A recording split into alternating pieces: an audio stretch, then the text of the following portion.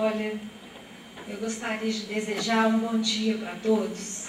E eu estou aqui, assim, no maior pesar, porque eu não vi um pedaço da minha história. A gente estava conversando lá fora, né? E o Felipe fez a apresentação de um... Mas eu acho que... Vem cá, Felipe.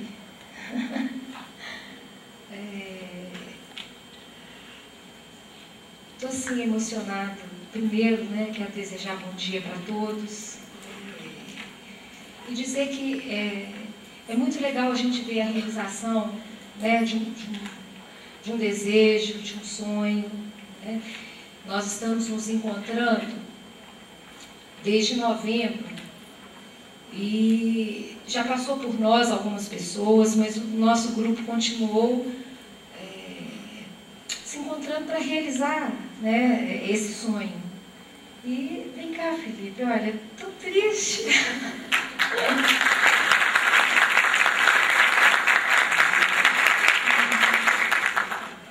Mas é interessante porque eu pedi ao Felipe, eu contei para o Felipe um pedaço da minha história.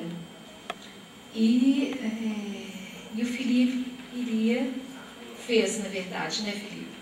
Mas eu tenho certeza que deve ter sido alguma coisa muito emocionante.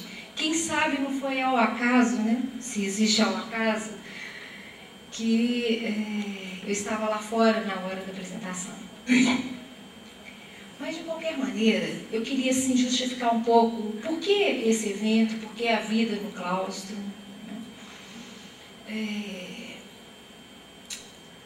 Bem, deixa eu ver por onde que eu começo, que é difícil quando a gente está olhando para as pessoas, né, e sendo convocada pela emoção de ver pessoas, de encontrar pessoas, e a gente começa a se perder um pouquinho.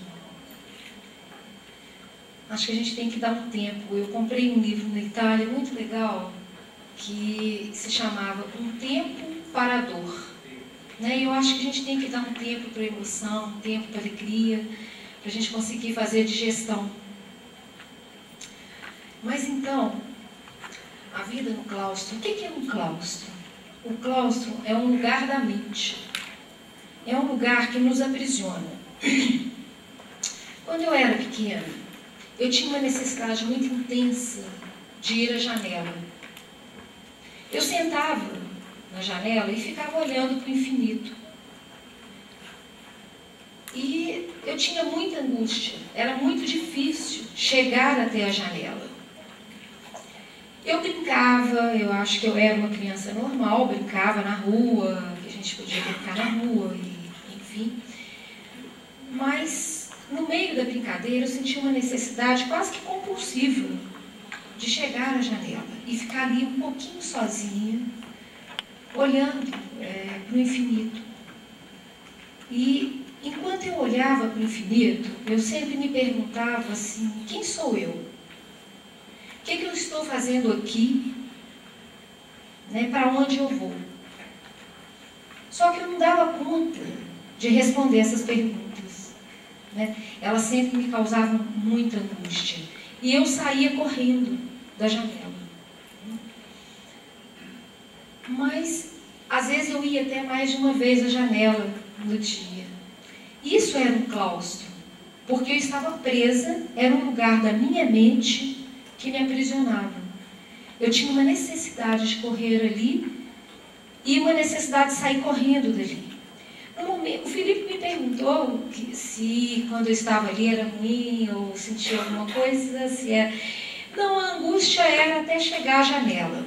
Depois não, quando eu estava na janela, era legal, eu acho que eu olhava para o céu e eu me perguntava o que tem por detrás dessas montanhas, o que tem por detrás de tudo isso, né? Dos prédios, da linha de trem, o que tem por detrás? Inicialmente era legal porque me dava uma sensação de abertura, de espaço, porém, em um determinado momento, me dava muita angústia. Era justo quando eu não achava resposta para isso. E, de fato, eu acho que até hoje eu vou à janela. Né? Mas eu fui salva.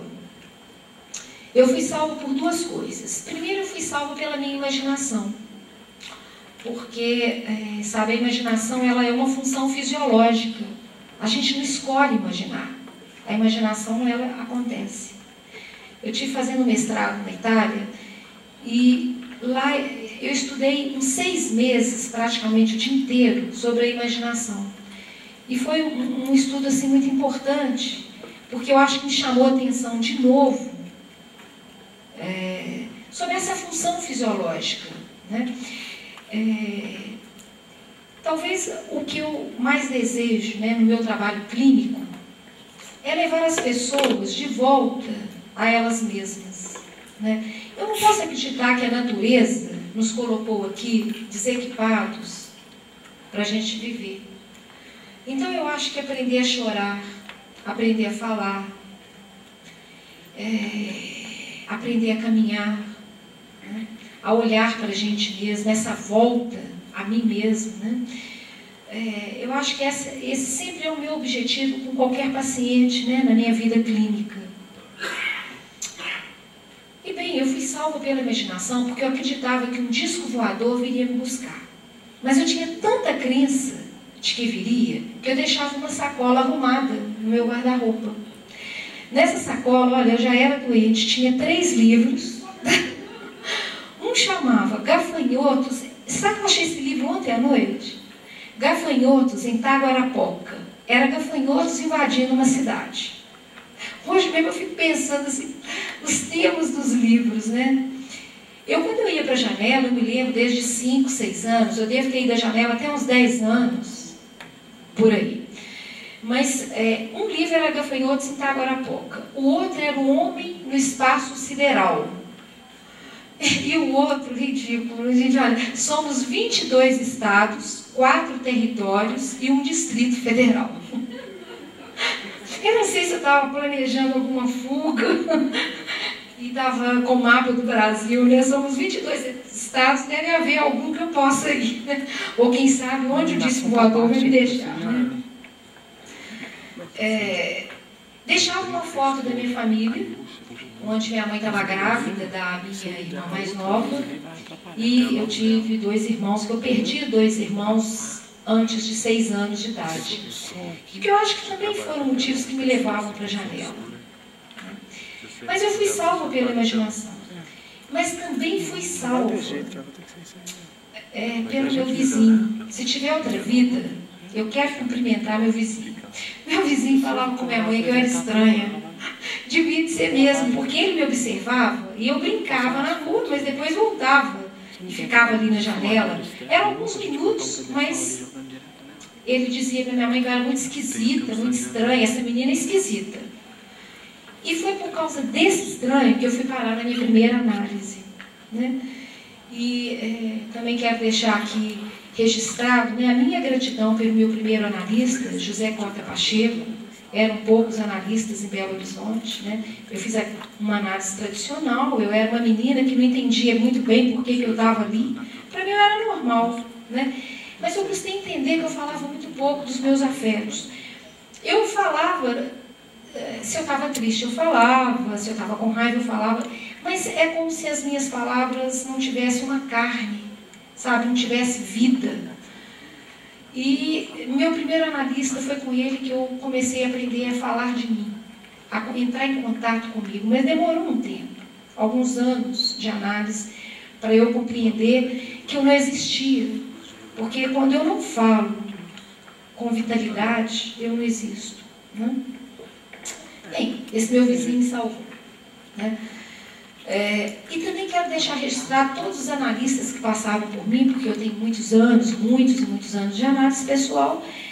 E meu último analista também, que foi brilhante, é o Dr. Antonino Ferro, na Itália, que inclusive tem livros do Antonino traduzido ali fora, né? Que também foi uma pessoa muito importante nesse, que tem me acompanhado, né, o meu último analista.